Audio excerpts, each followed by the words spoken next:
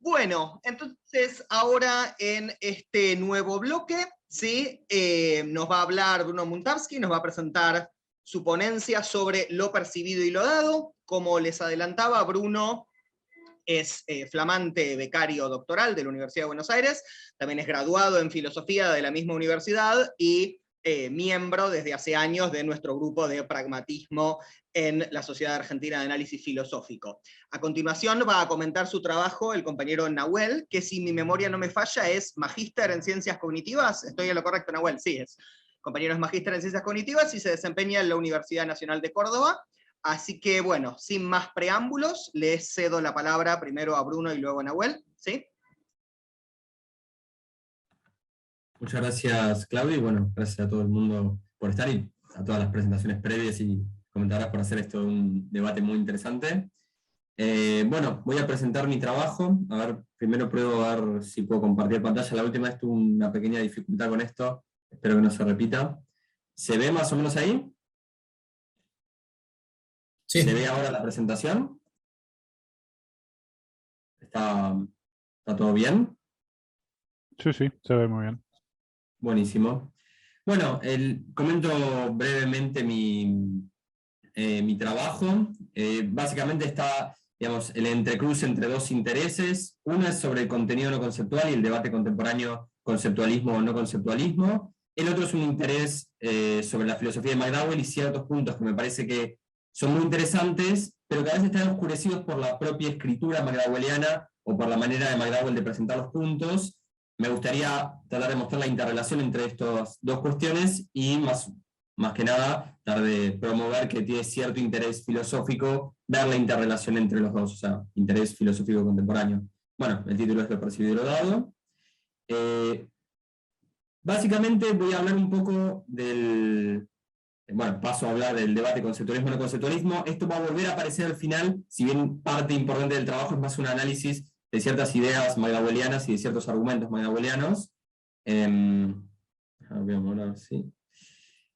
Básicamente, lo que a mí me interesa del debate conceptualismo-no conceptualismo, por lo menos en el contexto de este trabajo, es ver que la discusión conceptualismo-no conceptualismo se basa sobre cómo caracterizar la experiencia perceptiva, tanto de seres como nosotros, que tenemos conceptos, como de seres no lingüísticos, o prelingüísticos, como ves, y también de la caracterización de, por ejemplo, atribución de contenido a instancias subpersonales, por ejemplo, de partes del cuerpo, por ejemplo, de mi retina a mi sistema nervioso, o viceversa, o caracterizaciones de lo que se llama normalmente el ámbito subpersonal.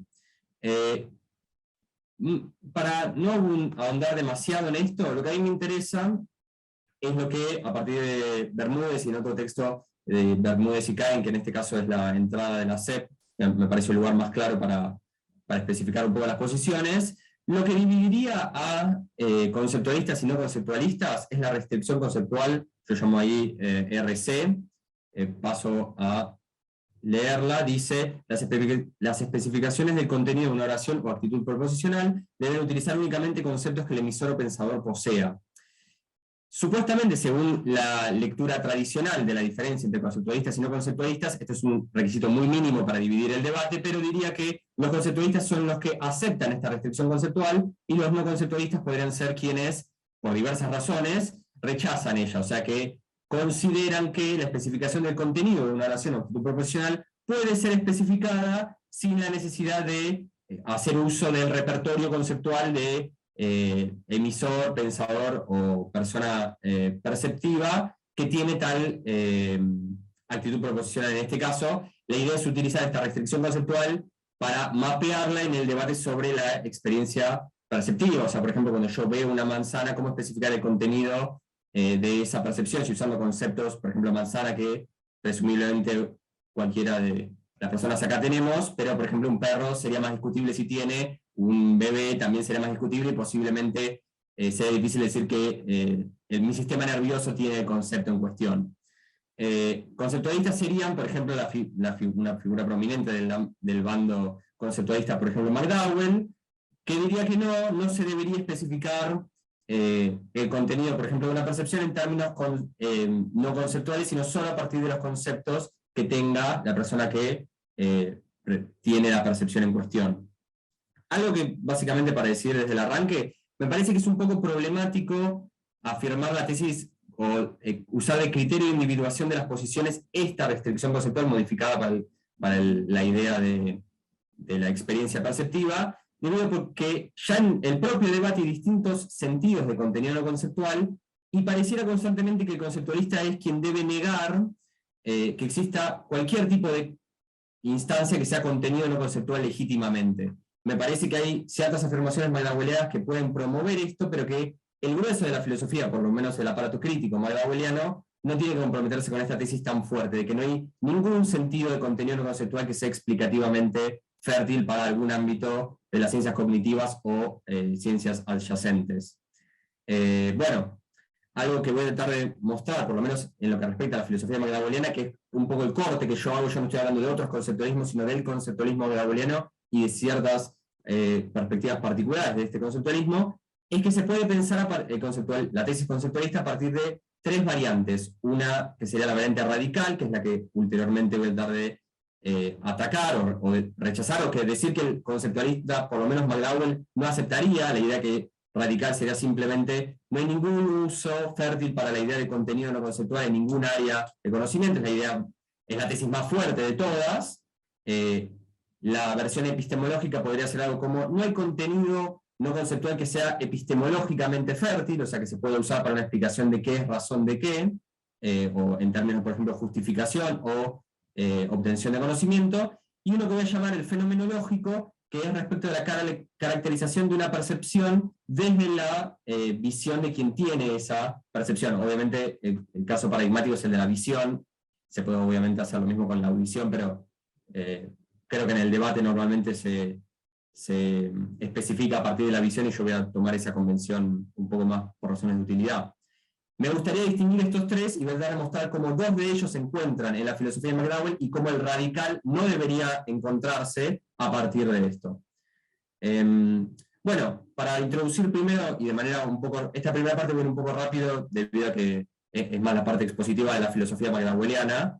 Me gustaría, bueno, dada el tenor de nuestro pequeño workshop sobre Sellars, mencionar, hay un sentido que va a estar dando vueltas alrededor, que es el sentido en que el no conceptualismo está comprometido con el mito de lo dado. Evidentemente, McDowell, y esto no es ninguna sorpresa, toma esta caracterización de la filosofía de Sellars, si bien vamos a ver con cierta lejanía de lo que se puede encontrar en el texto propiamente sellarsiano, pero hay un sentido de no conceptualismo que creo que nadie quiere ser no conceptualista en ese sentido, que es ser un fundacionista de la experiencia en términos epistemológicos. O sea, entiendo que la mayoría o la totalidad de los no conceptualistas contemporáneos no quisieran comprometerse con algo tan crudo como quizá versiones muy obvias del mito de lo dado, como los sense data o filosofías más ligadas al auge del empirismo lógico o del empirismo clásico en la filosofía analítica. La discusión con los no conceptualistas no es con estos no conceptualistas, sino con no conceptualistas más ligados a la filosofía de las ciencias cognitivas y con cómo es la mejor manera de caracterizar el intercambio que tiene un organismo vivo, sea prelingüístico, no lingüístico o lingüístico, con su entorno. Igual el tema del mito de lo dado es importante por la reapropiación que hace McDowell, por lo menos del término.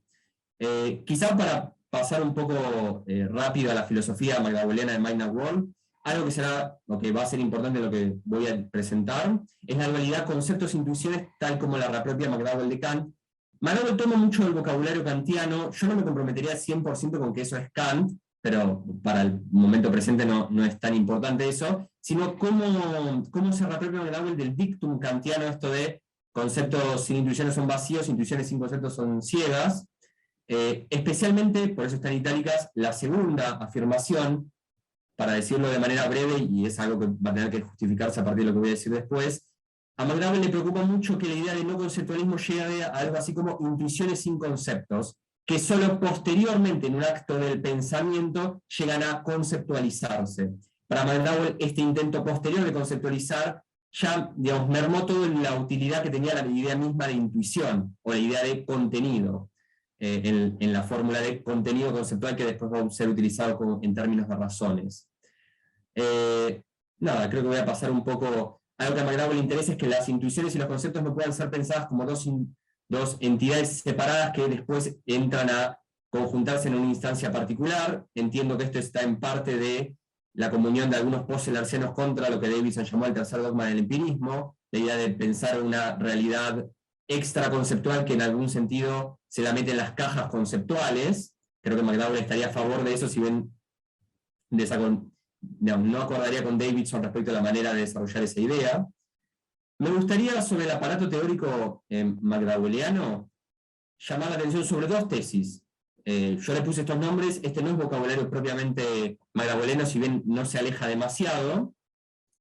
Para McDowell, y esto es declarado por McDowell, tiene una concepción demandante de lo conceptual, o sea, para McDowell, y posteriormente vamos a ver que dado que para él todo contenido es conceptual, tiene una idea, digamos, por transitividad, demandante de contenido. O sea, para McDowell algo tiene que cumplir bastantes roles para ser contenido. Principalmente me gustaría señalar dos cosas. Para McDowell, para que algo sea efectivamente un juicio, por ejemplo, sobre la experiencia perceptiva, esto es rojo, para seguir el ejemplo que ya teníamos antes, el hablante debe poder hacer dos cosas con ello. Primero, ese juicio o el contenido de la experiencia que al hablante se le aparece como esto parece rojo, que va a ser, debe poder ser racionalmente avalado o refrenado. Esto es la tesis de la evaluación racional. Para que eso de hecho sea un juicio de experiencia, el hablante debe poner o bien refrenar lo que se le aparece en la experiencia, o sea, evitar el juicio de que es rojo solamente porque le parece rojo, o debe poder avalarlo, diciendo efectivamente es rojo, es como me parece y me parece que es rojo. Esto en algún sentido tiene alguna relación con lo que discutíamos a raíz de la presentación de Daniel sobre qué es lo que es requerido para que efectivamente una preferencia meramente de sonido, esto es rojo, sea efectivamente un acto de habla, o sea, el emitir un juicio. Para McDowell mínimamente debes tener una especie de posibilidad de refrenar y acatar cómo la experiencia te presenta las cosas. Y bueno, la segunda tesis de la construcción normativa es que el efectivamente darse del estado de cosas tal como se te aparece juega un rol de lo que diría McDowell de habilitación, o bueno, él diría de warranted, habilita un tipo de afirmación. Yo llamé esto construcción normativa, quizá a partir de lo dicho habría que repensar el nombre normativo, pero algún tipo de habilitación del cual en caso paradigmático es la justificación. Mi juicio está justificado si el mundo es tal como se me aparece o tal como yo emito el juicio correspondiente. El mito de lo y las exculpaciones aparecen en Mind and World como una crítica a dos posibilidades de reconstruir la práctica de la justificación y de la relación entre la mente y el mundo.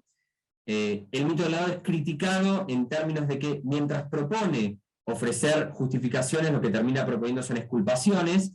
La idea de McDowell es que en algún sentido el mito del lado erra o bien en dar la tesis de la construcción normativa o bien de la tesis de la evaluación racional. El ejemplo que da McDowell es que, siguiendo la tesis de la evaluación racional y construcción normativa, yo soy responsable de avalar o no tal como se me aparece la experiencia perceptiva. O sea, si yo veo algo como rojo, a partir de las otras creencias que yo tengo, yo debería poder evaluar si efectivamente eso es rojo o es solo como se me aparece. Ahí yo abajo señalo los parágrafos de empirismo y la filosofía de la mente 14 y 15, es la historia ficcional celarciana de John en la tienda, que tiene corbata de distintos colores y compra una nueva luz, y se le cambian los colores, o sea, refleja otro color, y ahí tiene que evaluar si efectivamente da rienda a su disposición normal de decir eso es rojo, si bien él sabe que la corbata es verde y que es la luz la que lo produce rojo. Bueno, McDowell tomó eso como un criterio de lo conceptual mismo. Yo debo poder evaluar mis juicios a la luz de lo que me presenta la experiencia y lo otro que yo demás juzgo. En algún sentido, el mito de lo dado ofrecería exculpaciones en el sentido en que no se le podría racionalmente imputar un error a una persona, dado que si el mito de lo dado nos da contenido no conceptual sobre el cual se basan nuestros juicios, yo no puedo refrenar o acatar las apariencias de la experiencia si tienen un contenido no conceptual. La idea de McDowell es que la única manera de dar verdaderas justificaciones, en el sentido en que yo puedo decir que digo que eso es rojo porque lo veo rojo, es concederle una estructura conceptual a la propia experiencia. Si tuviera un contenido no conceptual, no podría jugar este lugar de asentar la razón por la que emite el juicio en cuestión. En Mind and World, y esto es parte de la razón por la que yo quería presentar este trabajo, hay una crítica en el capítulo 3, y que es quizá el lugar, a su vez, que es el que más criticado a McDowell en el debate conceptualismo no conceptualismo, que es su crítica a Evans, y la razón por la que McDowell termina concluyendo que la experiencia debe ser conceptual. A mí personalmente, y esto es, como decía, una de las razones por las que me interesaba hacer el presente trabajo, es que no me termina de convencer esa crítica de Evans, pero no porque crea que está mal, sino porque creo que McDowell, como otros lugares en McDowell, no hace los pasos argumentativos correctos.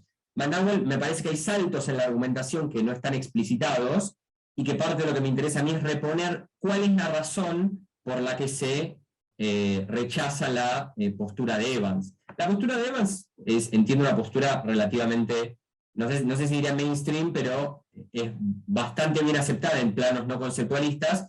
Es la idea de que para formar un juicio de la experiencia que esté justificado en base a la experiencia, lo primero que tenemos es una explicación en términos no conceptuales de transmisión de información de las superficies adyacentes a mi sistema visual, de mi sistema visual, posiblemente a distintos lugares de mi cerebro y distintos subsistemas de mi cuerpo, y que eso, a su vez, todo contenido no conceptual, es en alguna medida conceptualizada cuando el sujeto accede a ese contenido por medio de su facultad de raciocinio. En algún sentido, el juicio subyacente de que la manzana es roja estaría fundado en la experiencia, pero por ese detour de contenido no conceptual, conceptualización, juicio, justificación del juicio.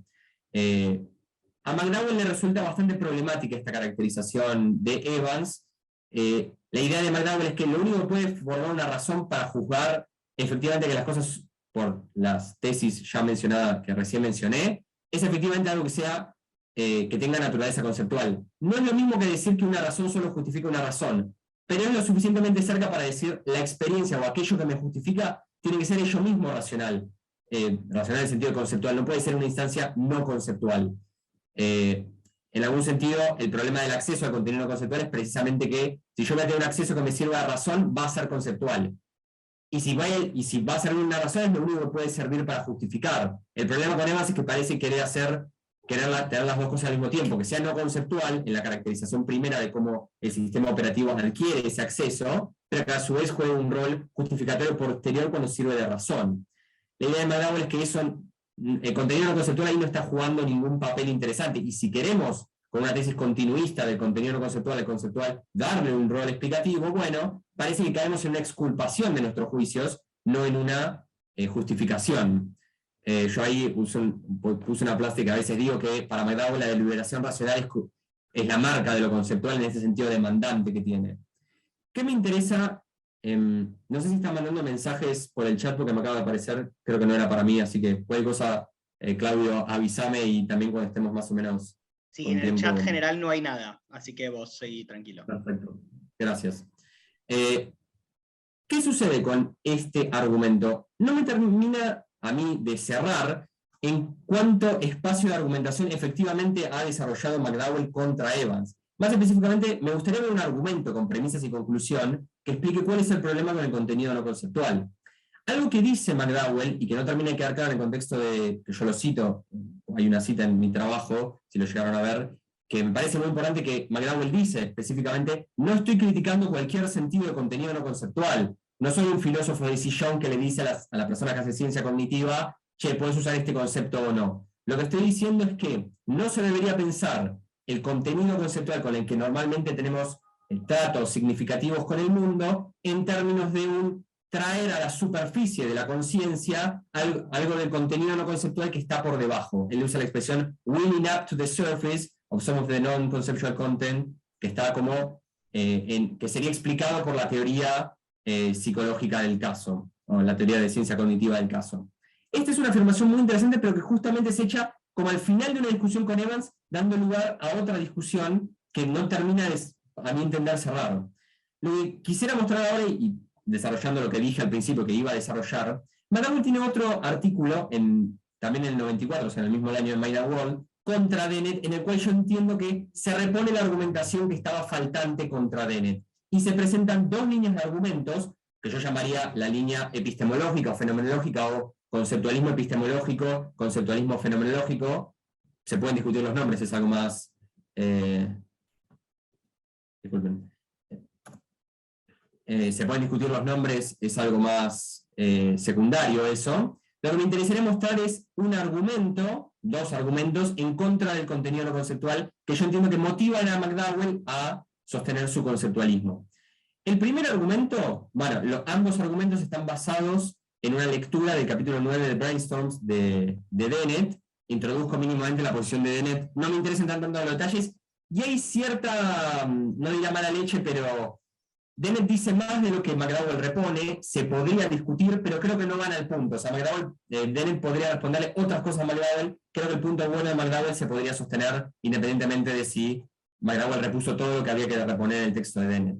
Lo que es importante de Dennett es que Dennett quiere reconstruir la idea de contenido, por ejemplo, la idea de contenido conceptual en términos de contenido no conceptual, y explicando eso a partir de un funcionalismo semántico, a partir del rol que juega en una maquinaria subpersonal de nuestros distintos aparatos, si quieren, cognitivos. No voy a reconstruir, aunque pudiera, creo que no podría, lo complicado del sistema dennetiano, pero piensen en una serie de subsistemas computacionales que tienen un input de perceptivo, una serie de, digamos, movimientos dentro, si bien es metafórico el movimiento, es como un sistema computacional en que entran y le suceden ciertas cosas al contenido que permiten al sistema operar de distintas maneras. Esto es clasificarlo, por ejemplo, el dice inferir, un procesamiento de memoria, etc., y permiten tener un output lingüístico, por ejemplo, esto es rojo. Toda una maquinaria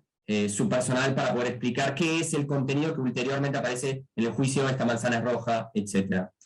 Lo que a mí me interesa de esto es que Dennett trata de reconstruir en algún punto, y es lo que casi McDowell toma como lo más importante del artículo, si bien en el artículo de Dennett es una cosa entre otras, la experiencia perceptiva, por ejemplo, tanto interna como externa, si bien a McDowell le interesa la externa, de ver una manzana o tener una hoja de papel enfrente mío, como la hipótesis de que yo tengo un objeto enfrente mío. No el ver directamente la hoja o ver directamente la manzana, sino que, dado que la información que le llega al sistema visual no es de la manzana en sí, sino de la superficie de la manzana, a partir de cómo impacta la luz sobre por ejemplo, la superficie de la hoja y me llega a mi sistema visual, lo que quiere reconstruir Dennett es en algún sentido tanto el contenido cognitivo de los juicios como la fenomenología de la visión en términos no de ver directamente el objeto, sino de este conjunto de información transmitida físicamente, causalmente, desde la superficie del objeto hasta la superficie de mis órganos perceptivos, y ahí todo por la maquinaria interna.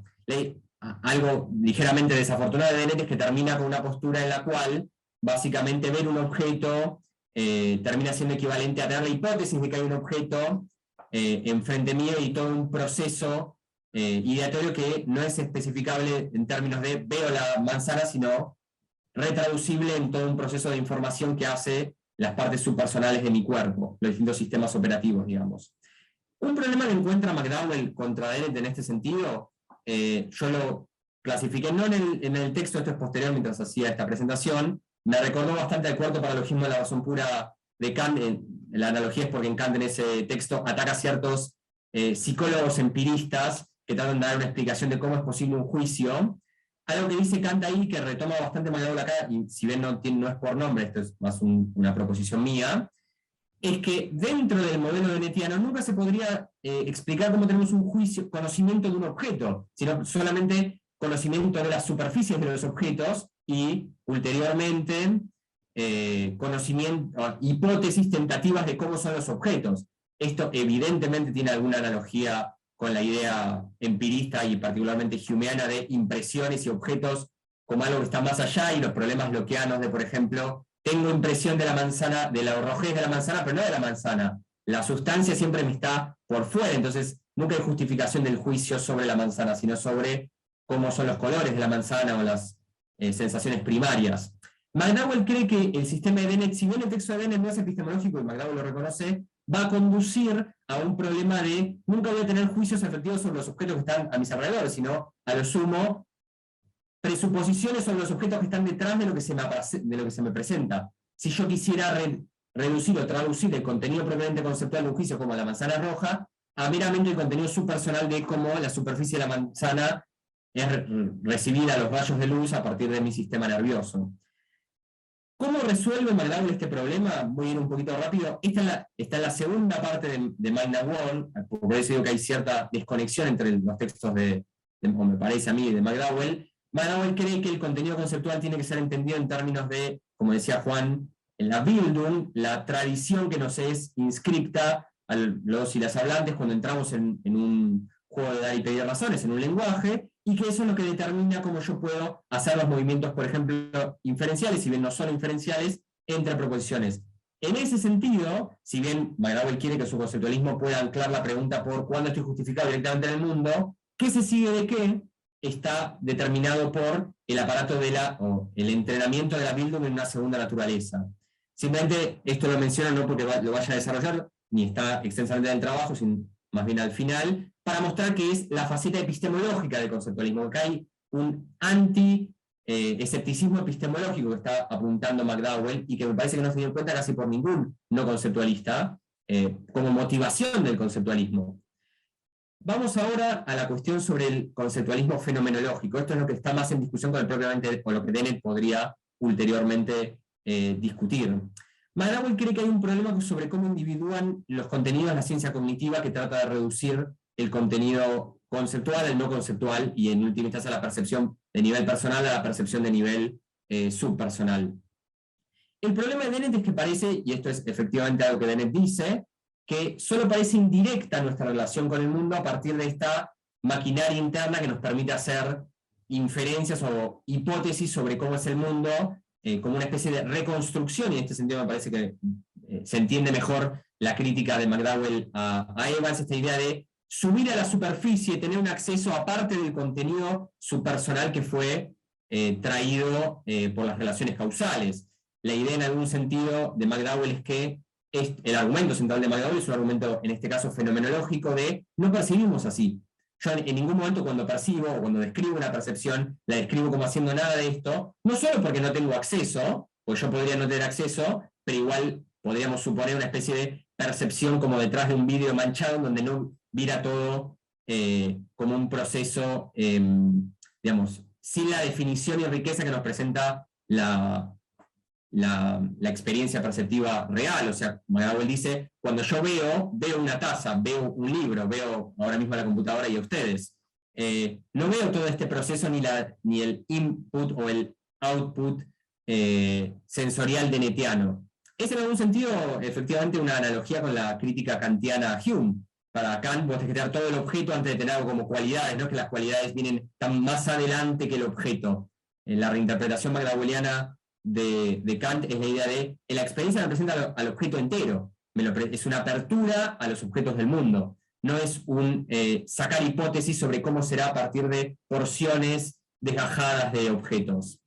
Ahí hay una cita de McDowell del final de una nota al pie de este artículo que les estoy mencionando: percepción como presentación y no como representación, es una presentación de objetos. Para McDowell esto muestra directamente que la única manera de recuperar la fenomenología de nivel personal de nosotros y nosotras, usuarios de conceptos, es de alguna manera que en la etiología de un concepto, o sea, en la especificación, pongamos por caso, del contenido de una percepción de manzana, esté el objeto mismo, la manzana. Eso es algo inconseguible para cualquier postura que parta del contenido subpersonal, en el cual no va a figurar la manzana, porque las relaciones causales son solo con la manzana en sentidos secundarios, principalmente sobre la superficie de la manzana y mis ojos. Nunca va a recuperar al objeto. Parte de la idea McDowelliana y de su filosofía de la percepción es que la manera de recuperar al objeto es ya teniendo el concepto de objeto, de ahí que su conceptualismo sea directamente sobre la experiencia, no solo sobre los juicios, es la experiencia la que es conceptual. McDowell dice que esto permite recuperar la idea de que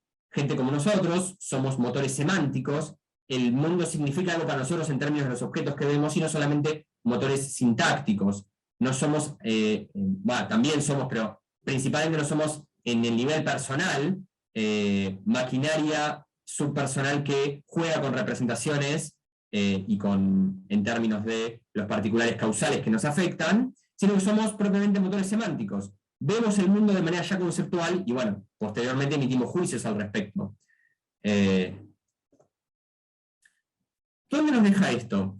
McDowell termina su artículo de una manera, este artículo del 94 que se llama Content of Perceptual Experience, de una manera para mí muy insatisfactoria, y parte de la propuesta positiva de mi trabajo era reparar algo que entiendo que era un problema en la filosofía de McDowell. McDowell, de todo esto que dijo, a lo cual yo no tendría tanto que objetarle, termina con una postura que es profundamente insatisfactoria. McDowell, llegada a esta, la conclusión evidente es que se pueden hacer descripciones o adscripciones con contenido no conceptual. Esto es parte de lo que voy a recuperar en un minuto al final sobre el no conceptualismo, pero en principio McDowell dice, no, seguro que en ciencias cognitivas hay un montón de adscripción de contenido no conceptual. Eso es perfectamente legítimo y no es para, incluso puede decir McDowell, puede ser indispensable. Puede no haber ninguna traducción de lo que la ciencia cognitiva hace en otra disciplina que tenga menos contenido. Contenido no conceptual puede ser tan indispensable como quieran para entender el funcionamiento mecánico de nosotros y nosotros como organismos en vínculos causales con el entorno.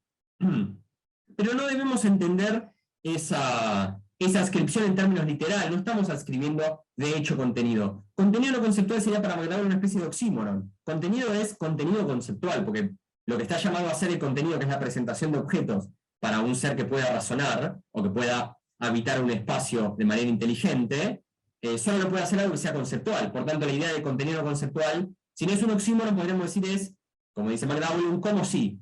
Algo como si fuera realmente contenido, pero no es realmente contenido, es en sentido metafórico. En contraposición a una adscripción de contenido, por ejemplo, tal persona está viendo una manzana, estoy haciendo una adscripción de contenido para McDowell conceptual. Esto denota un instrumentalismo de la adscripción del contenido subpersonal, o del contenido subpersonal en general, que en algún sentido para mí, desgraciadamente, McDowell hereda de una cuestión que tampoco me gusta cuando está en Davidson, que es la idea davidsoniana de esta, a veces, diferenciación tajante entre lo que pueden hacer los animales y lo que pueden hacer los seres humanos, llegando Davidson a decir que el perro en Rational Animals ve o piensa que el gato está sobre el árbol cuando está persiguiendo, es más parecido a decir que el misil está dirigido por el complejo desarrollo interno de su maquinaria a un objetivo que decir que literalmente el misil está dirigido.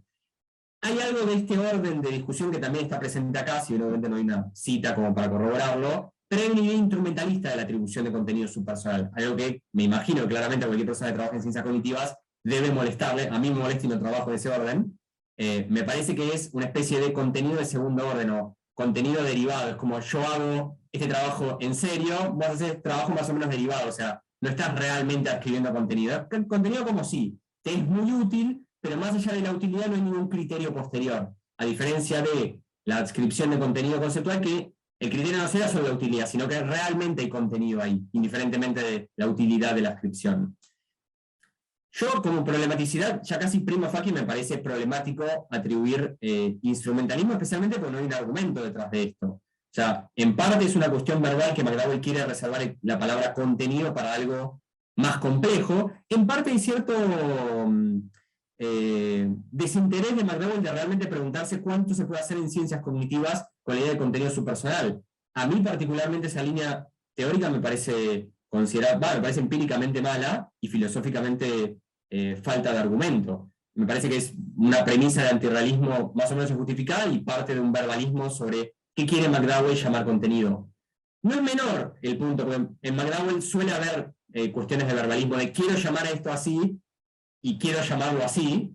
En parte supongo que eso también lo hace más amigable, porque uno puede decir más allá de lo que McDowell quiera llamar, se debería poder llamar contenido subpersonal. Pero más que eso, me parece que en la propia filosofía de McDowell, esta es quizá la parte más propositiva del trabajo, están los elementos para poder reconstruir la idea de contenido subpersonal que no sea como sí o metafórico, y que el propio McDowell da muchas pistas de eso, más allá de lo que termina diciendo.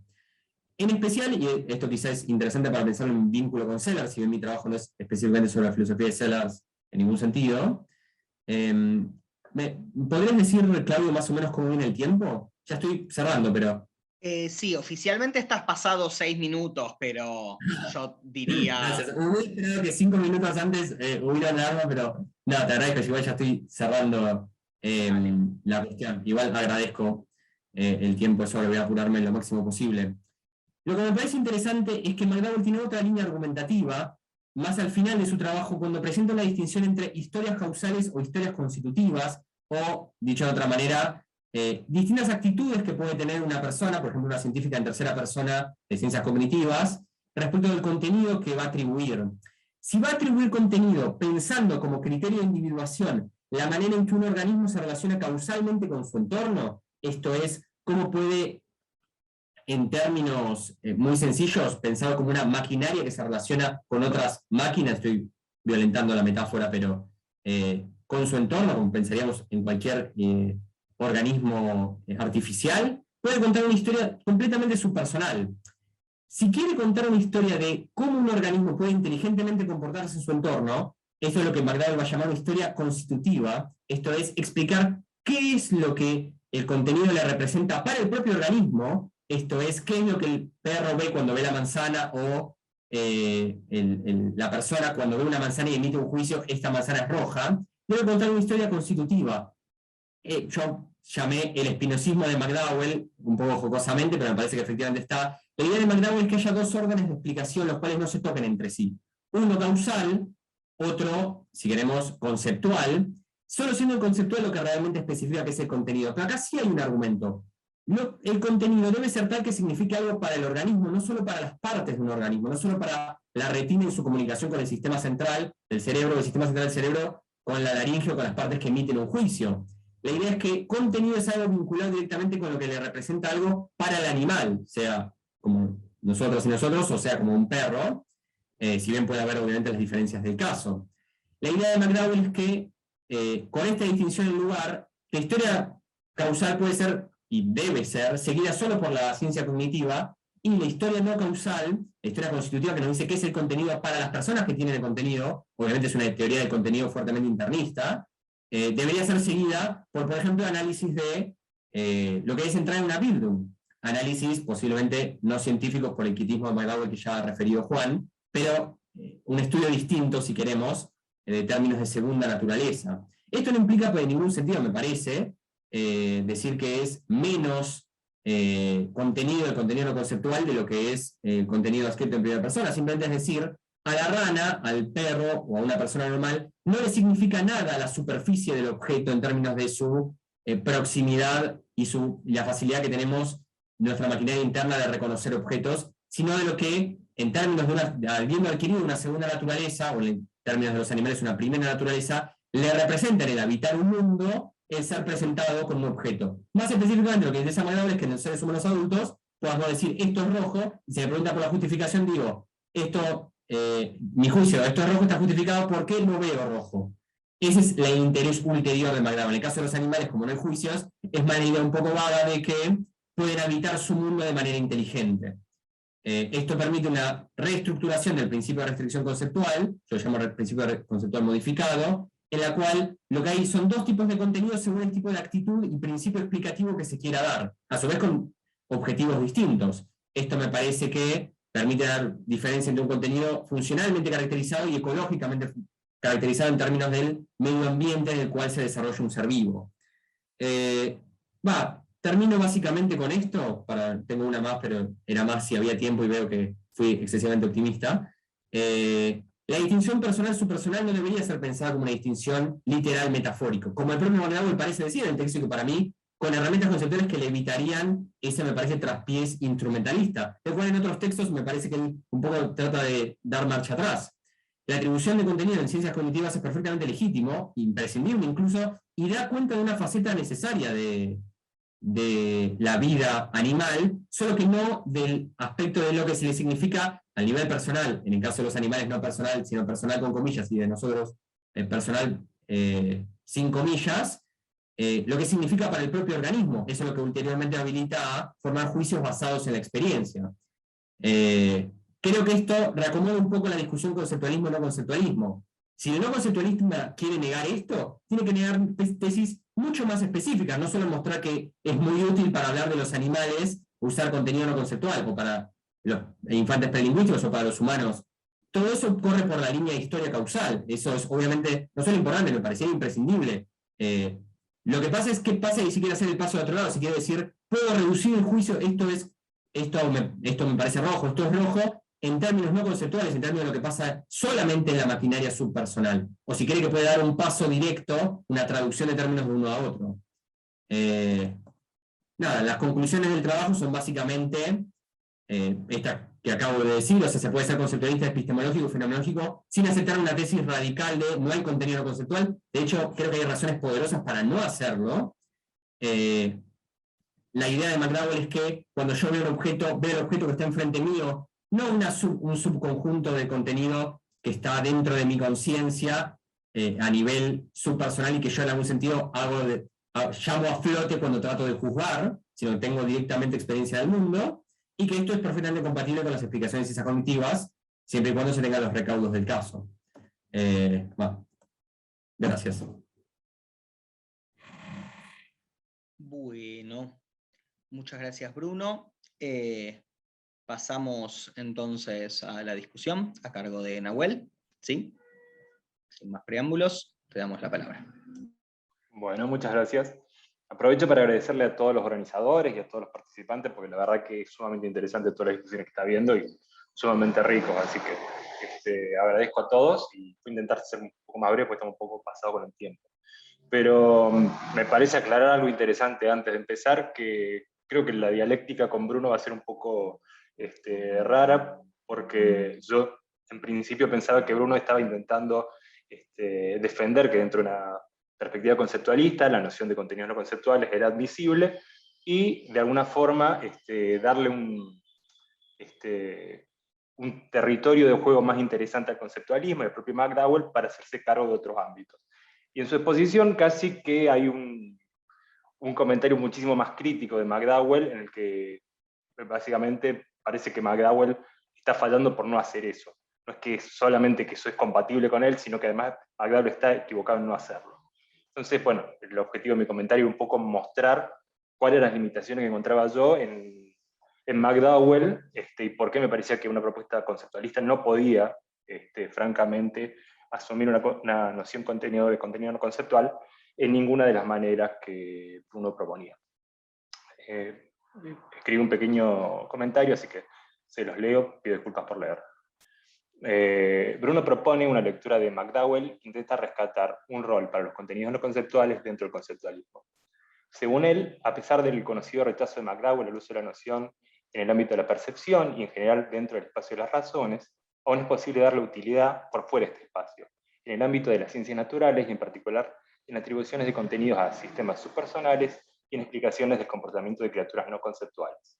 Como señala Bruno, McDowell mismo parece aceptar esto en Man and Work cuando dice esta cita que mencionaba Bruno, que McDowell no quiere decir que hay algo equivocado con cualquier noción de contenido no conceptual y que acepta que ciertamente las ciencias cognitivas parece requerir el uso de este concepto, de la capacidad de atribuirle a criaturas sin conceptos cierto tipo de contenidos. Y dice él que bueno, sería difícil entender cómo la psicología cognitiva podría arreglárselas sin ese tipo de atribuciones.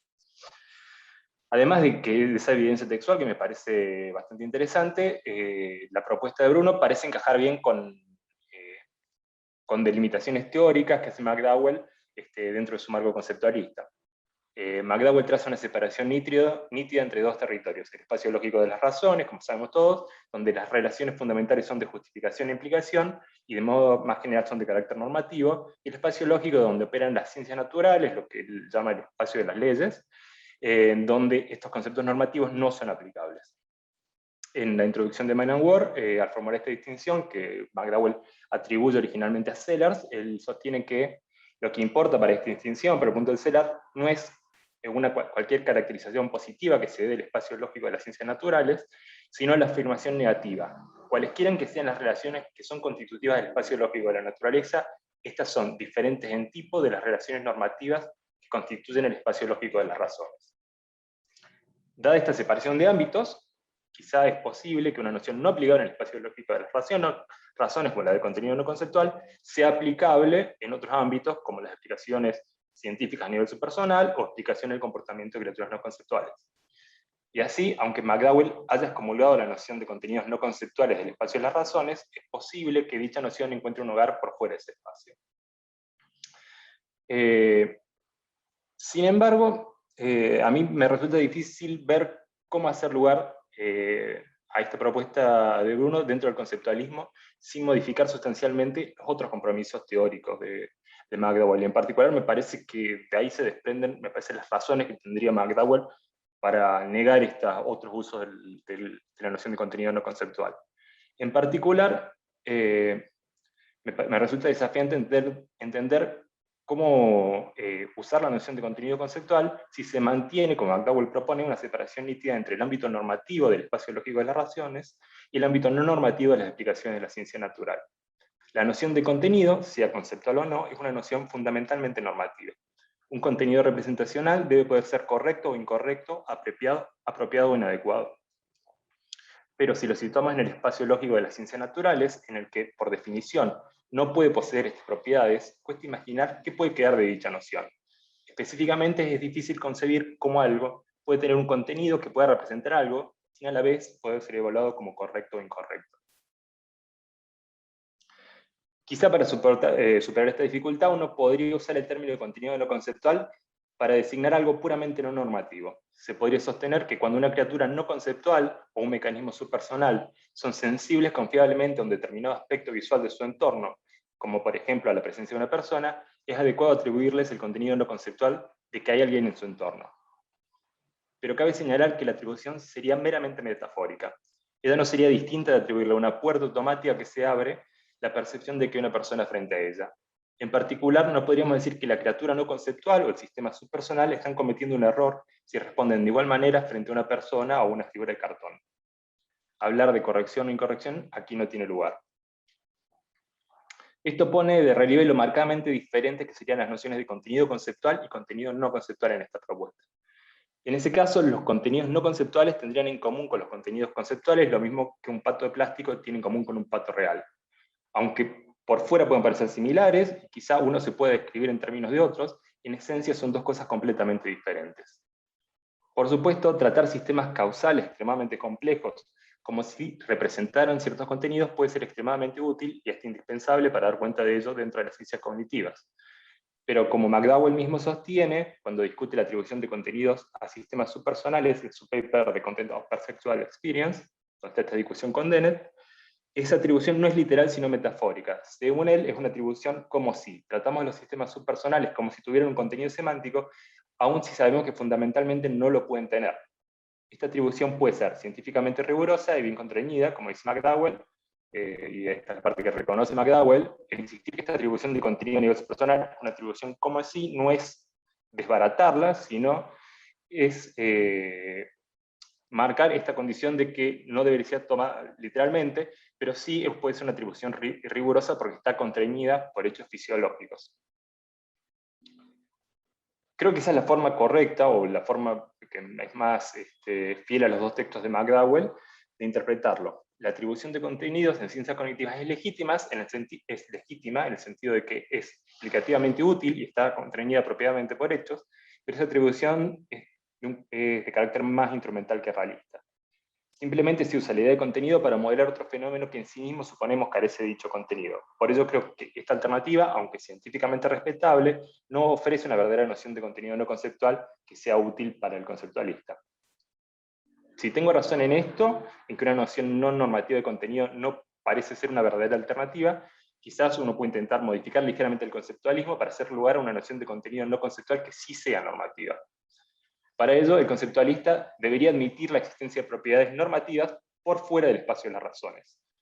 Esto es, debería reconocer que puede haber representaciones con propiedades normativas, como la de poder ser correctas o incorrectas, pero que a la vez no pueden servir como razones, esto es, que no pueden justificar ni ser justificadas. Esta propuesta requeriría rechazar la distinción tajante de McDowell entre el ámbito donde el uso de los conceptos normativos es apropiado y el ámbito de las ciencias naturales donde no lo es. Y en cierto sentido, eso parece deseable, ya que las disciplinas científicas parecen poco dispuestas a seguir las sugerencias de McDowell en este respecto. ¿Qué implicaría atribuir contenidos no conceptuales a una criatura en esta alternativa? Para McDowell, atribuir conceptos a una criatura es atribuirle la capacidad de juzgar.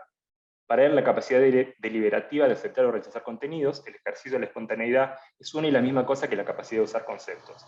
Según él, acá hay una pequeña cita de McDowell en Mind and Words, es esencial para las capacidades conceptuales, en el sentido exigente, que puedan ser explotadas en el pensamiento activo. Un pensamiento abierto a la reflexión sobre sus propias credenciales racionales. Cuando digo que el contenido de la experiencia es conceptual, esto es lo que quiero decir con conceptual. Bueno, por ello, al atribuir un contenido no conceptual, estaríamos negando a la criatura la capacidad deliberativa para juzgar y aceptar o rechazar dicho contenido.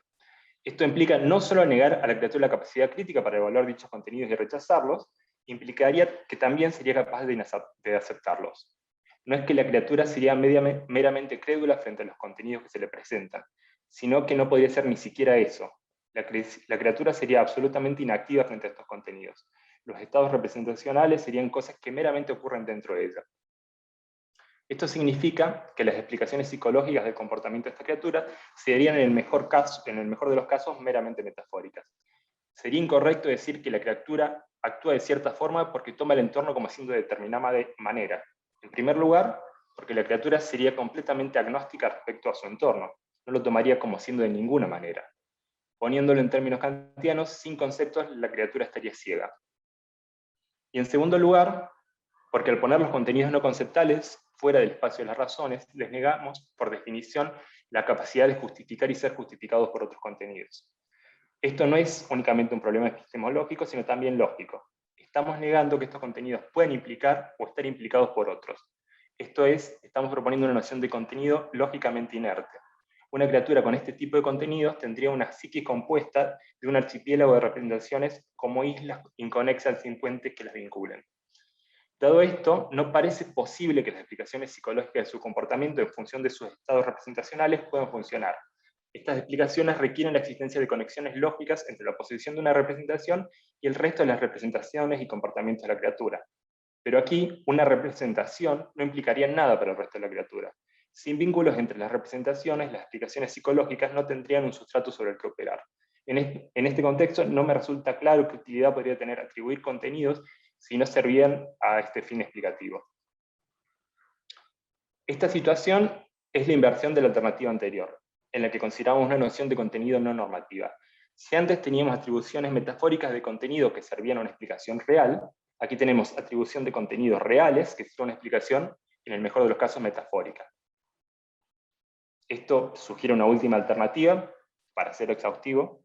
El problema de la propuesta anterior es que los contenidos no conceptuales, al no ser razón, no pueden establecer vínculos normativos con otros estados de la criatura. La solución parece ser simple. Si aceptamos que los contenidos no conceptuales pueden ser razones, recuperaríamos esos vínculos racionales que dan sustento a las explicaciones psicológicas. Sin embargo, esta es una alternativa que el conceptualismo debe rechazar de plano. McDowell explícitamente niega la posibilidad de que el espacio lógico de las razones se pueda extender más allá de las capacidades conceptuales de una criatura. Esta es la tesis definitoria del conceptualismo: aceptar que puede haber contenidos lógicamente independientes de los conceptos que la criatura posee, pero que, sin embargo, pueden estar en relaciones racionales con otros contenidos, es caer en el mito de lo dado, según McDowell.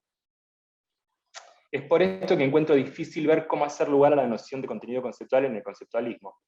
Los dos caminos que parecen a primera vista disponibles llevan a situaciones insatisfactorias para el conceptualista. Uno niega la normatividad de los contenidos, el otro niega la normatividad de la conexión entre contenidos. El tercer camino es simplemente un rechazo completo del conceptualismo. La tesis clave del conceptualismo es el reconocimiento de que el espacio lógico de las razones y el ámbito de lo normativo son un lugar que habitan excluyentemente las criaturas conceptuales, esto es, criaturas que son capaces de juzgar. Independizar una noción normativa como la de contenido del espacio de las razones parece una movida que no es posible realizar sin renunciar a esta identificación fundante del conceptualismo. Puede haber muy buenas razones para hacer esto, pero no es claro para mí cómo luego de renunciar a esta identificación puede quedar algo que aún podemos llamar conceptualismo. Bien. Bueno, dos cosas, entonces vamos a terminar un momento más tarde, porque bueno, Bruno se extendió un poco más, así que vayan levantando las manos con confianza, porque tenemos algunos minutos extra, ¿sí? Veo que Nicolás y Daniel ya lo hicieron. Lo segundo, Bruno, me toca decirte, en mi rol de coordinador y por lo tanto el que tiene que ser el que diga estas cosas incómodas, trata de ser breve en tu respuesta ahora, así damos justamente espacio a las preguntas, ¿sí? ¿Está bien? Entonces, por favor, Bruno, da una respuesta sintética a los comentarios que te hizo Nahuel, y después ya inauguramos la ronda de preguntas con Nicolás, Daniel y Alejandro. Dale. Bueno, primero, Nahuel, agradecerte mucho por el comentario. Fue muy puntilloso y me gustó mucho. Y me alegra poder tener este diálogo y escuchar esto que decías.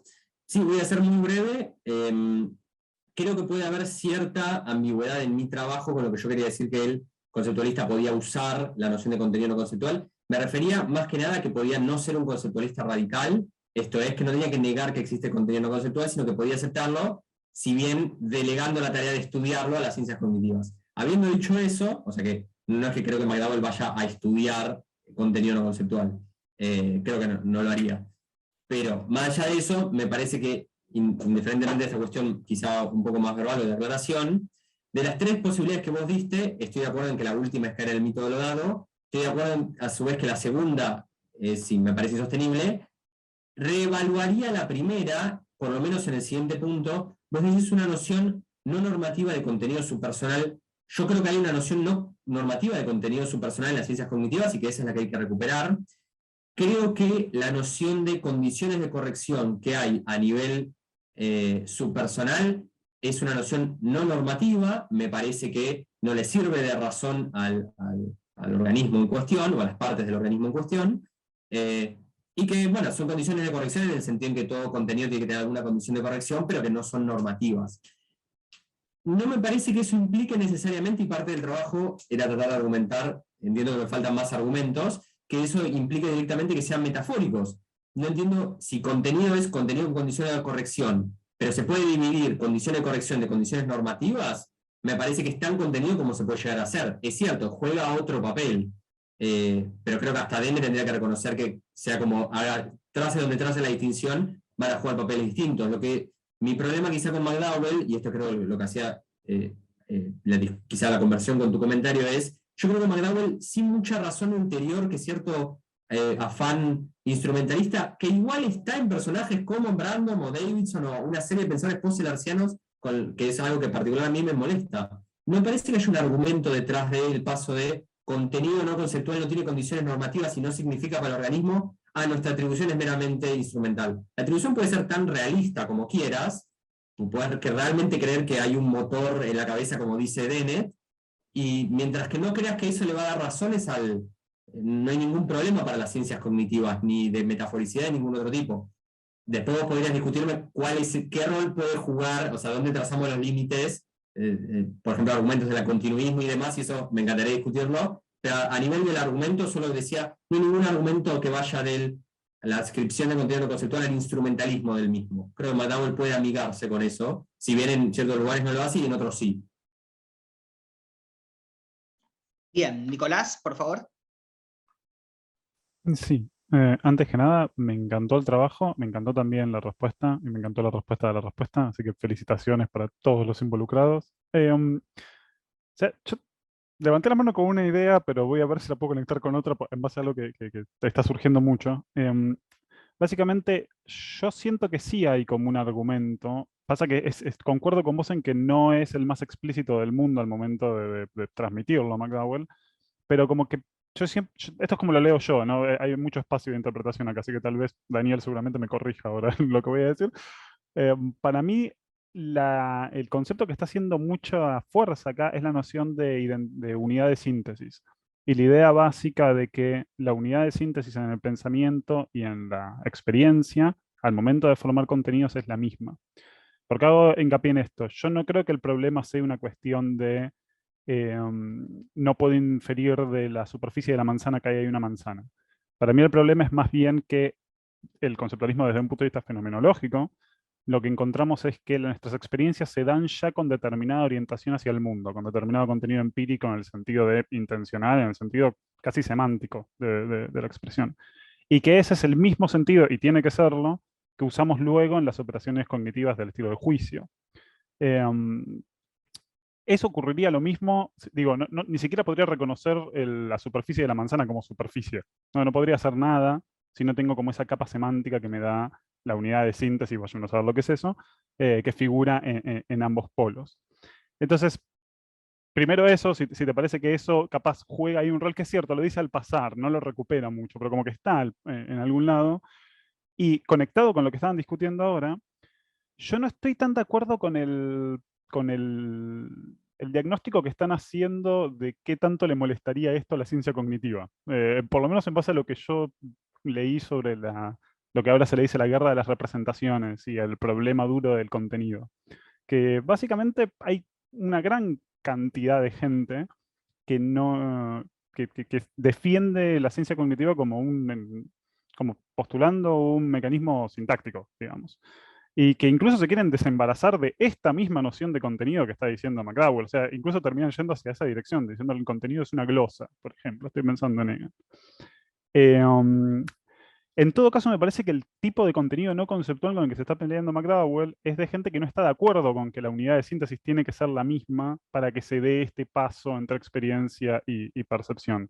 Y que esa es como la gran discusión con los no conceptualistas filosóficos, digamos, no cognitivos. Una pelota de cosas. Muchas gracias de vuelta por la exposición.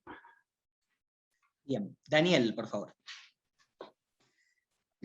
Gracias Bruno, Nahuel, por las charlas, estuvieron buenísimas.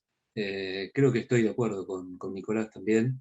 Yo creo que McDowell diría que aunque sea un como sí, no importa, no lo hace menos real y menos útil, pero no importa. Quería llamar la atención sobre un concepto que usabas, Bruno, que es el de conceptualismo fenomenológico. Que independientemente de si se aplica a McDowell o no, a mí me suena raro, porque sugiere que la fenomenología de la experiencia perceptiva es conceptual o enteramente conceptual. Y cuando, por ejemplo, uno habla de Kant, están las intuiciones también. Sería raro decir que desde Kant la fenomenología de la experiencia es simplemente conceptual, porque uno podría pensar que simplemente conceptual es un juicio, una creencia, pero no la experiencia. Y más allá de Kant, por sentido común, cuando yo miro la pantalla, pareciera que parte de la fenomenología de mi experiencia está determinada por la pantalla que estoy viendo, por los colores que tiene, por la forma que tiene, por la textura que tiene. Entonces, me parece extraño hablar de conceptualismo fenomenológico si uno piensa que los conceptos que uno podría aceptar que ciertamente figuran en la experiencia determinan completamente la fenomenología. Repito, si uno es realmente kantiano, ya sea que hable de intuiciones o de los objetos que se nos presentan directamente por sentido común, pondría, sí, los conceptos están determinando en parte la fenomenología, pero no solo los conceptos, ya sea las intuiciones o también los objetos tal como se nos presentan en la experiencia. Eso no. Bien, Alejandro. Sí, voy a ir por otro lado. Que bueno, así no nos solapamos. En general, bueno, me gustó mucho el trabajo. Lo que sí suelo tener ante esta cuestión es la siguiente duda, que es respecto del límite de la legitimidad de hablar de contenido no conceptual. Porque pareciera ser que, si te entiendo bien, el orden de legitimidad para esos contenidos es lo subpersonal. Y los mismos se volverían ilegítimos en la medida en que uno crea que, por decirlo así, el contenido de la experiencia perceptiva superviene a mostrar una relación fuerte con ese contenido subpersonal, en la medida de que eso permita decir que el contenido de la experiencia es del mismo tipo que el subpersonal, ¿no? Que pareciera ser el tipo de estrategia que persigue Dennett. Pero si ese es el límite, entonces lo que pareciera implicarse de la posición, digamos, moderada y ya no irrestricta de McDowell, con todo, es que ciertas teorías de la conciencia científicas actuales deberían desacreditarse por principio, ¿no? Estoy pensando en cuestiones como el workspace, que, bueno, se parece bastante a cosas que ha dicho Dennett y que más o menos se han llevado de la mano uno al otro, citándose y armando un camino en conjunto. Entonces quisiera preguntar primero eso. ¿Hay un límite conceptual a priori respecto de la eficacia de ciertas teorías de la conciencia que propongan que un estado es consciente en la medida en que cierta operación subpersonal alcanza un orden de conectividad o funcional determinado, que pareciera ir a contrapelo de la restricción que vos querías presentar. Y por el otro lado quería, digamos, introducir algo que en general no se toma muy en cuenta, que son fenómenos como los blur o todo este tipo de cuestiones que ahora están bastante de moda de nuevo en el filo de la percepción, que son instancias perceptivas robustas, recurrentes, en donde pareciera que no se nos presenta ningún objeto, ¿no? Yo me saco los lentes y tengo objetos difuminados, o no objetos, diríamos, si yo previamente no supongo que hay ahí un correlato objetivo. Y lo mismo pasaría, digamos, en condiciones normales con objetos distantes, con lo cual no deberíamos creer que el fenómeno se debe a que hay condiciones anormales obteniéndose. Y si eso es así, si hay un fenómeno robusto en donde pareciera que no tengo algo ante la vista, y que con todo quiero llamar experiencia perceptiva, y no una mera ilusión, ¿cómo se conectarían estos tipos de fenómenos con una teoría de la experiencia perceptiva en donde lo crucial a la hora de llamarle a eso un caso de percepción es que tenga algo ante la vista? Y con todo uno podría hacer descripciones conceptuales de ese fenómeno, ¿no? Uno podría hacer enunciados en donde se intente especificar con un rango de indeterminación qué es lo que está del otro lado. Entonces también habría que especificar qué rol jugarían los conceptos en estos fenómenos, en donde, digamos, con todo, siendo normales, no parece haber nada ante la vista o nada determinado. Así que bueno, son dos direcciones distintas. Eso. Bien, bueno, Bruno y Nahuel tienen la palabra. Gracias. Bueno, gracias a los tres por los comentarios. Me gustó mucho, si bien en algunos son críticos, pero tanto mejor para el trabajo. Y bueno, gracias también por la claridad con la que los pusieron. Empiezo por orden. Yo diría, Nico, que sí, estoy de acuerdo con vos sobre la unidad de síntesis.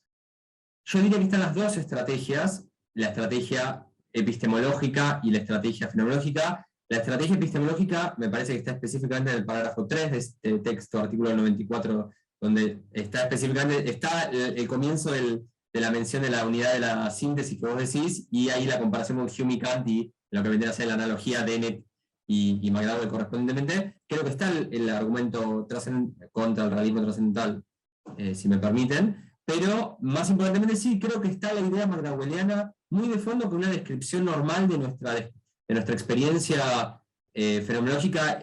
Tiene un paralelismo estructural con lo que vamos a jugar, entonces me parece que si entendí lo que vos decías y va por ese lado, creo que McDowell se está peleando con gente que podría decir lo contrario, es decir, que para McDowell es hasta un criterio de buena respuesta en sí mismo el qué tan buena emparejada esté con nuestras intuiciones fenomenológicas, especialmente cuánto pueda salvar de cómo en una situación de percepción normal, generalmente muy idealizada de McDowell, se pueda decir que se relaciona lo que vemos con lo que decimos. Respecto a lo que decís después, yo no sé tanto de discusiones actuales de la guerra de las representaciones, entonces quizá hay gente en ciencias cognitivas que se pelea con otra gente en ciencias cognitivas sobre este mismo punto, o sea, autodividiéndose el campo, o sea, un tipo de no conceptualista y otro tipo de no conceptualistas todavía de más bajo nivel. Podría ser, yo calculo que eso en algún sentido es más agua para el molino conceptualista, en tanto podés reclamar por lo menos a los no conceptualistas que no sean los más duros en la reducción, digamos, de la idea de contenido, pero sería hablar de algo que desconozco, me gustaría saber más. Quizá incluso las razones de los no conceptualistas de más alto nivel, o sea, los que quieren reducir menos el concepto, sean parecidas a las de McDowell respecto a su vez de ellos.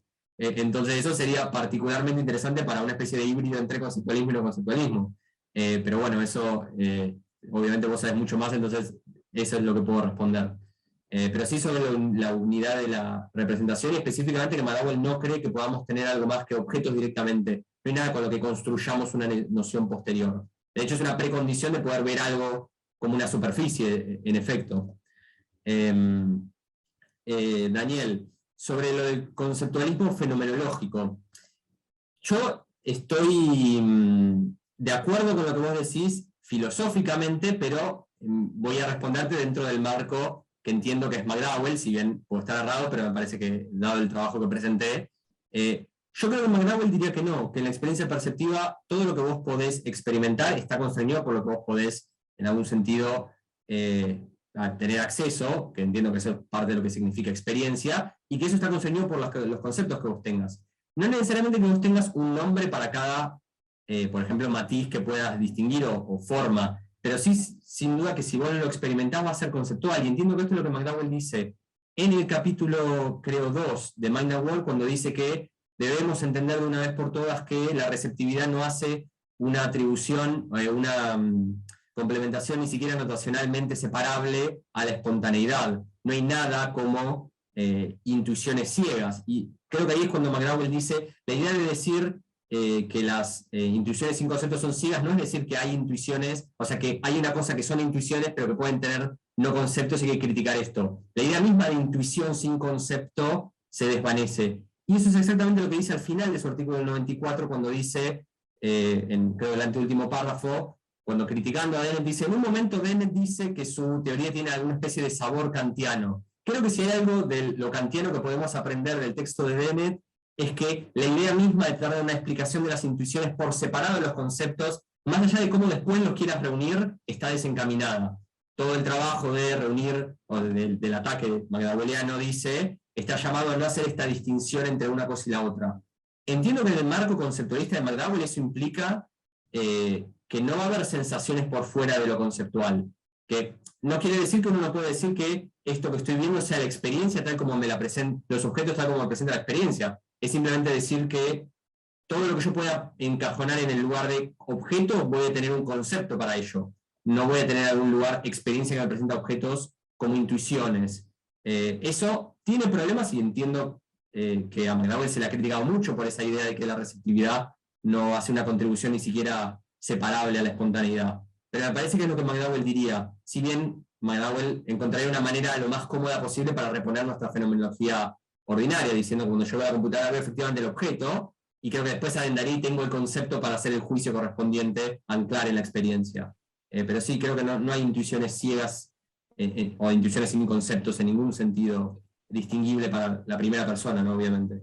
El punto no era que hay intuiciones solas, sino que no hay conceptos solos en la fenomenología de la experiencia.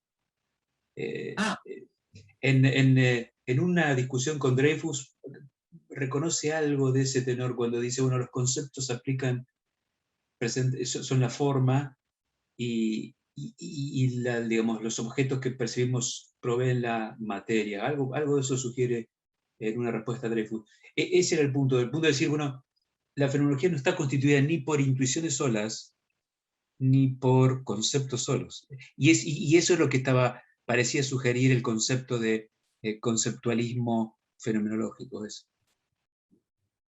Bueno, en ese sentido sí, entonces estoy de acuerdo. Claro, pero sí, entiendo, quizás es una cuestión más bien verbal y habría que reparar, no llamarlo conceptualismo fenomenológico. Diría que el conceptualismo en general, que es término de McDowell, nunca refiere a conceptos solos. Siempre es para McDowell conceptos e intuiciones. Entonces, creo que conceptualismo epistemológico tampoco trataría que la epistemología no tiene intuiciones.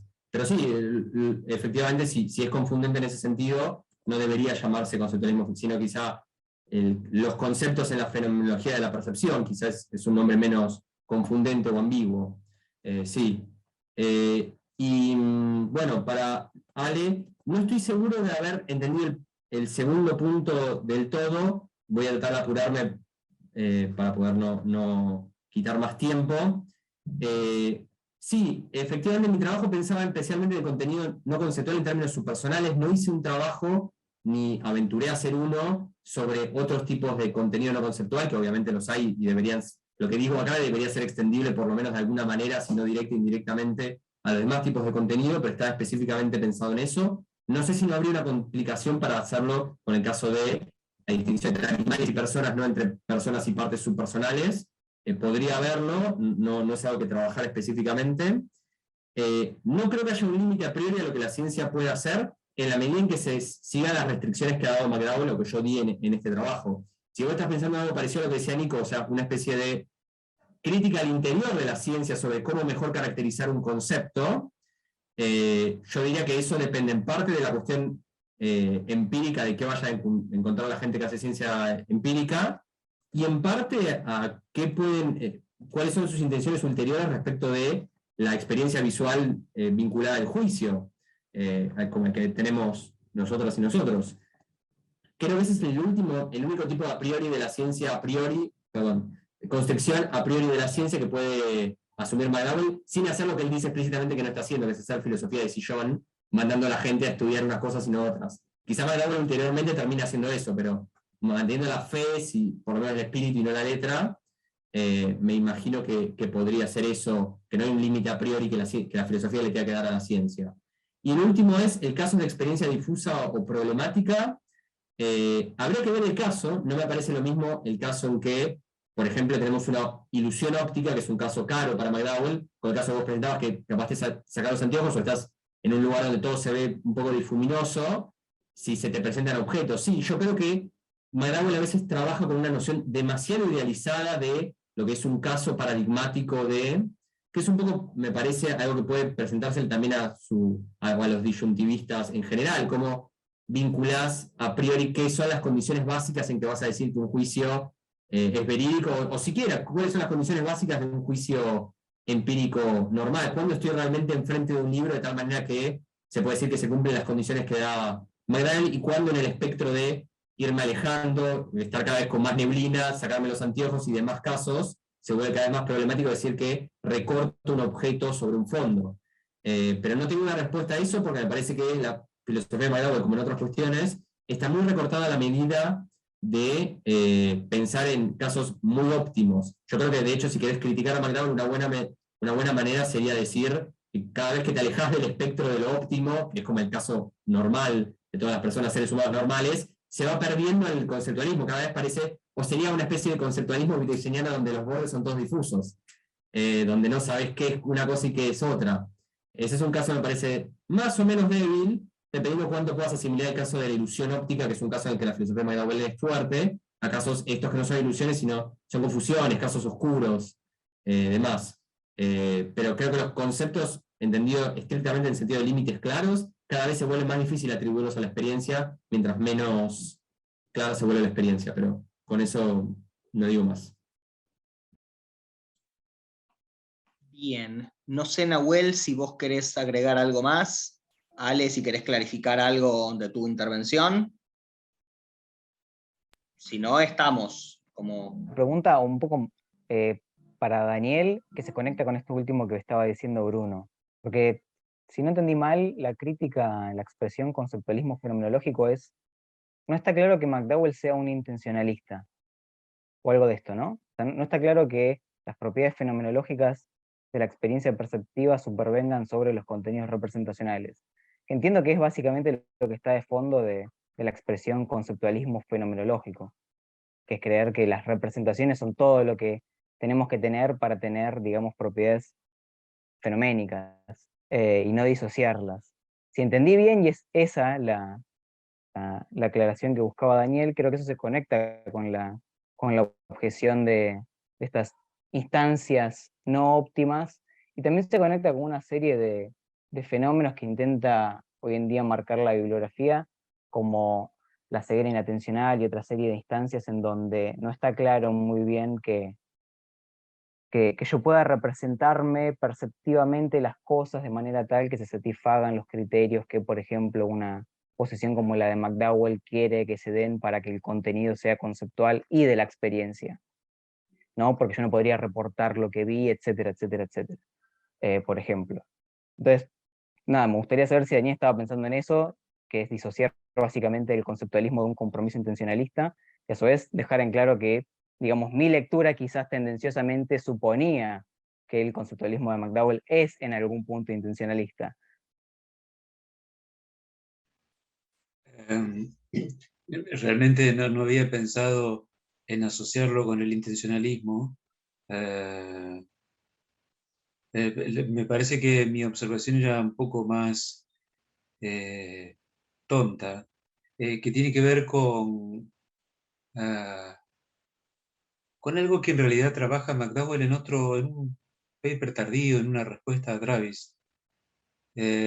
Cuando nosotros percibimos un objeto, y acá objeto es un término general que puede ser una computadora, pero también una mancha difusa, no importa, digamos, pero parece que no percibimos desde luego un contenido conceptual, percibimos un objeto, y un objeto que tiene cierto color, tiene cierta forma, se presenta desde cierta perspectiva, en ciertas condiciones de iluminación, y todo eso determina en parte nuestra fenomenología. Si yo muevo la computadora, cambia mi fenomenología sencillamente porque, aunque esté aplicando el mismo concepto de computadora, la veo desde otro punto de vista, o si cambio las luces, o lo que fuere.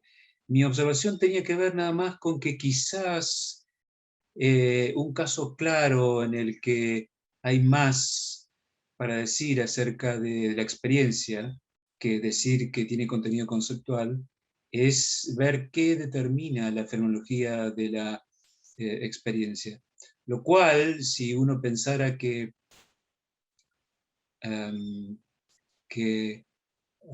la fenomenología de la experiencia no está completamente determinada por los conceptos, lo cual nos llevaría quizás a revisar el conceptualismo, la tesis de que aun si uno reconoce que hay conceptos en experiencia, no solo hay conceptos. El otro día yo estaba en una conferencia que hicieron en Pittsburgh sobre la experiencia, y McDowell tenía que comentarla a Peacock, y habló más de él que de Peacock, y dice, bueno, en realidad lo que tendría que haber dicho, dice McDowell, es que la experiencia, que el contenido de la experiencia involucra conceptos, como, no dijo más nada, por supuesto, pero es como si empeciese a reconocer que no solo hay conceptos.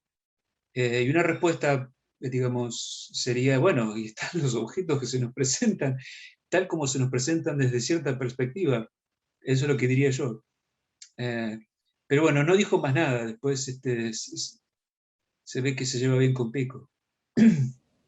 Calpoca, sos un kantiano más preocupado por el vacío que por la ceguera, digámoslo así, ¿no? Resumámoslo así. Es una buena forma de dividir las aguas, ¿no? Tipo, claro, ¿qué te molesta preocupa más? Claro, exactamente. Me parece bien eso. Bueno, si no hay más intervenciones, cerramos con esta salomónica observación de Federico resumiendo la intervención de Daniel. Así que bueno, sería todo por hoy.